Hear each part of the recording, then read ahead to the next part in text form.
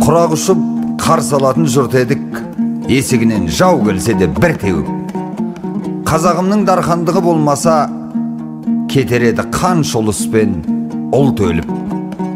Туғанындай бір бесікте тербелген, жерді басқан барлық ұлтты тең көрген. Мен қазақпын, 19 ғасырда дүнгендермен ұйғырларға төр берген. Кеңдігіне кең дүние тамсанған, мен мәртпін деп мақтан алам баршаңнан. Мен қазақпын, орыс, неміс, Кавказды таспен емес, аспен күтіп қарсы алған. Жоқ қазақта салт дәстүрдің арзаны, бабалардың бізге аманат әр заңы. Түрікпенен татарды да сыйдырдым, бізден алыс емес қой деп ар жағы.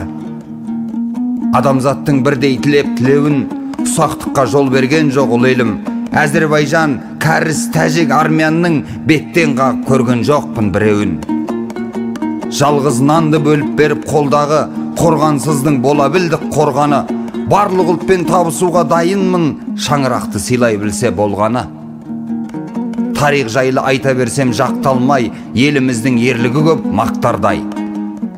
130 ұлт ептеп бұл күні қазақ болып кетіп бара жатқандай. Барлығының менің елім ұраны, барлығына қымбат туған тұрағы. Сондықтан да Головкин мен Ильиндер қазақпын деп кеуделерін ұрады. Аз болған жоқ ұлтқа қызмет еткендер, өзім десе өзегінен теппеңдер. Герольд Бельгер, Асылы мен Надежда қазақ үшін маңдай терін төккендер. Ақ болмейлің, қара сары болмейлің, мынау дос деп, мынау жау деп бөлмеймін. Тілім менен дәстүрімді сыйласа, Қазақстанда алар орны төрдеймін.